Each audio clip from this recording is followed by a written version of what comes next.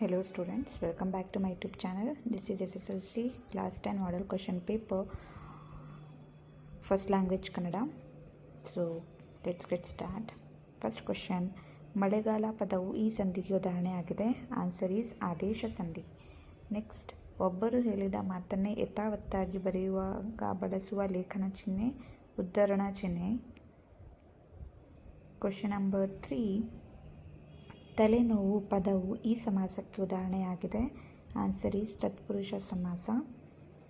Question number 4, ಸಾವಿತ್ರಿಯಲ್ಲಿ ಈ ಪದದಲ್ಲಿರುವ ವಿಭಕ್ತಿಯ ಹೆಸರು. Answer is D, ಸಪ್ತಮಿ. ಕನ್ನಡ ವರ್ಣಮಾಲೆಯಲ್ಲಿರುವ ಅನುನಾಸಿಕ ಅಕ್ಷರಗಳ ಸಂಖ್ಯೆ 5. ಸ್ವತಂತ್ರ ವಾಕ್ಯಗಳಾಗಿ ನಿಲ್ಲಬಲ್ಲ ಅನೇಕ ಉಪವಾಕ್ಯಗಳೊಡನೆ ಒಂದು ಪೂರ್ಣಾಭಿಪ್ರಾಯದ ವಾಕ್ಯವಾಗಿದ್ದರೆ ಅದು ಕರೆಕ್ಟ್ ಆನ್ಸರ್ ಈಸ್ ಬಿ, ಸಂಯೋಜಿತ ವಾಕ್ಯ. Next is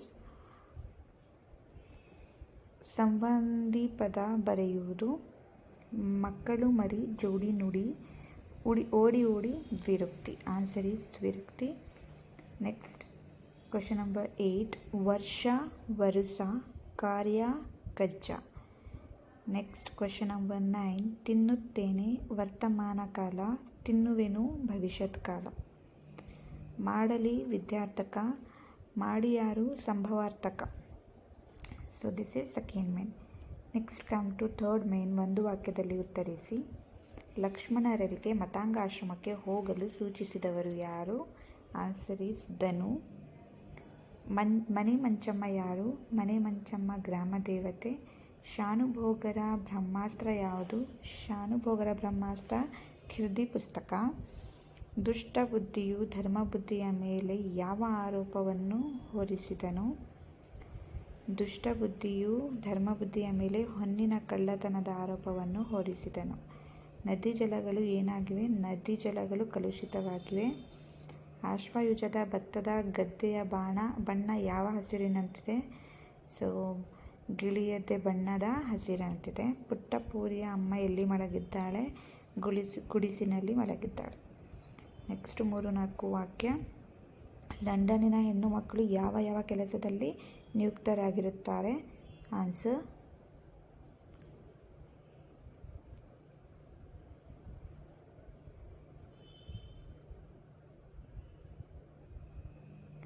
next question number 19, V K. Gokak ಅವರು ಟೊಪ್ಪಿಗೆಯ ವಿಶೇಷತೆಯನ್ನು ಹೇಗೆ ದಾಖಲಿಸಿದ್ದಾರೆ? Answer is this. Next question number 20, Nalvadi Krishnaraja ಒಡೆಯರ ಕಾಲದಲ್ಲಿ ಯಾವ ಕ್ಷೇತ್ರಗಳು ಸ್ವಯಂ ಆಡಳಿತ ಕ್ಷೇತ್ರಗಳಾದವು?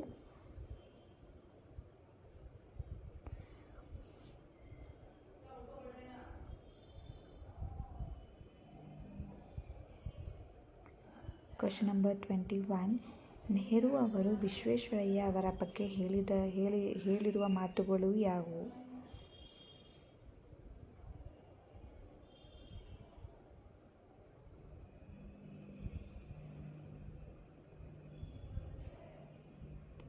ನೆಕ್ಸ್ಟ್ ಕ್ವಶನ್ ನಂಬರ್ 22, ಹಲಗಲಿಗೆ ದಂಡು ಬರಲು ಕಾರಣವೇನು?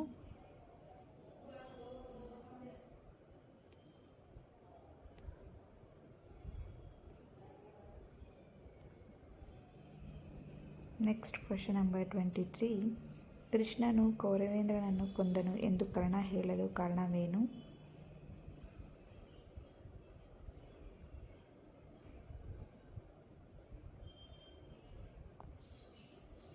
ಜಾತಿ ವ್ಯವಸ್ಥೆಯ ಬಗ್ಗೆ ವಿವೇಕಾನಂದರ ಅಭಿಪ್ರಾಯವೇನು?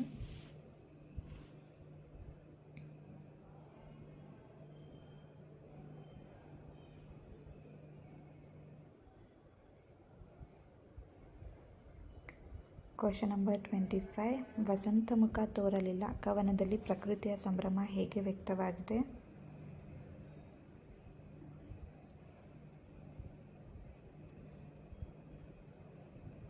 ಕ್ವಶನ್ ನಂಬರ್ 26, ಭಗತ್ ಸಿಂಗ್ ಹಾಗೂ ಆತನ ಸಹಚರರು ಹೇಗೆ ಹುತಾತ್ಮರಾದರು?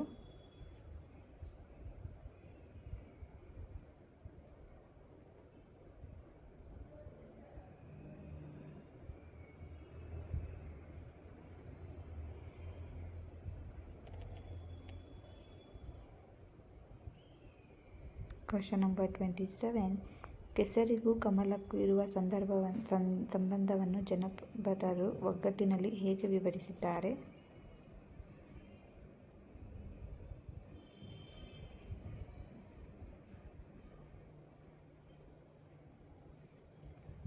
ನೆಕ್ಸ್ಟ್ ಮೇನ್ ಕವಿಗಳ ಜನ್ಮಸ್ಥಳ, ಕಾಲ, ಕೃತಿ ಮತ್ತು ಬಿರುದುಗಳನ್ನು ಬರೆಯಿರಿ.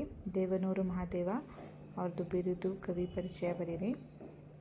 ನೆಕ್ಸ್ಟ್ ಕುಮಾರವ್ಯಾಸ.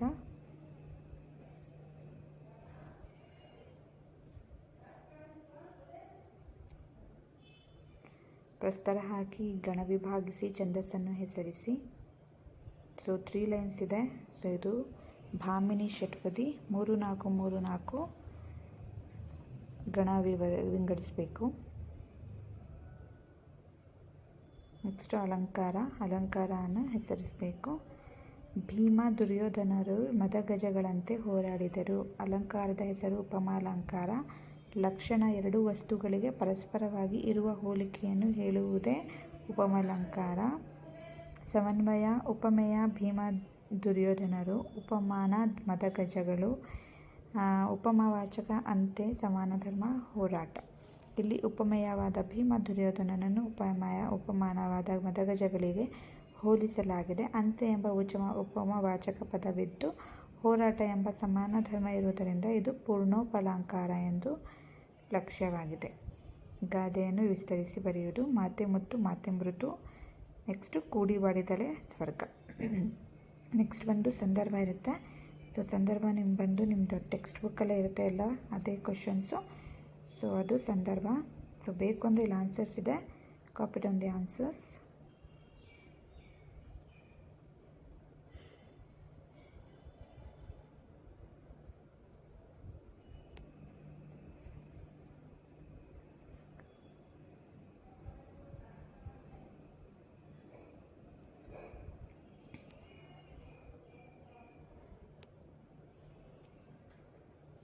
ನೆಕ್ಸ್ಟು ಪದ್ಯ ಪೂರ್ಣ ಮಾಡುವುದು. ಪದ್ಯ ಇರುತ್ತೆ, ಅದಾದರೂ ಒಂದು ಬರೀರಿ. ನೆಕ್ಸ್ಟ್ ಪದ್ಯ ಭಾಗ ಓದಿ ಅದನ್ನು ಸಾರಾಂಶ ಬರೆಯೋದು ನಿಮ್ಮ ಲ್ಯಾಂಗ್ವೇಜಲ್ಲಿ. ಸೊ ಇಲ್ಲಿ ಆನ್ಸರ್ ಇದೆ.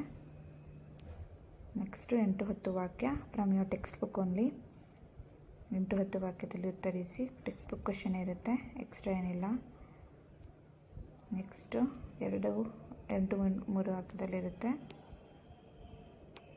ನೆಕ್ಸ್ಟು ಗದ್ಯವಾದ ಓದಕೊಂಡು ಪ್ಯಾಸೇಜ್ ಇರುತ್ತೆ, ಪ್ಯಾಸೇಜ್ ಓದಿ ಕ್ವಶನ್ಸ್ನ ಆನ್ಸರ್ ಮಾಡಿ. ನೆಕ್ಸ್ಟು ಪತ್ರಲೇಖನ. ಸೊ ಯಾವುದಾದ್ರೂ ಒಂದು ಪತ್ರಲೇಖನ ಬರೀರಿ. ನೆಕ್ಸ್ಟು ಎಸ್ಸೆ ರೈಟಿಂಗ್, ಪ್ರಬಂಧ, ರಾಷ್ಟ್ರೀಯ ಹಬ್ಬಗಳ ಮಹತ್ವ, ಅಕ್ಷರ ದಾಸೋಹ ಮತ್ತು ಕ್ಷೀರಭಾಗ್ಯಗಳ ಸಾಮಾಜಿಕ ಮಹತ್ವ. ಇದಿಷ್ಟು ನಿಮ್ಮದು question paper. So if you are new to my channel, subscribe my channel and share it to your friends and stay tuned for next question paper.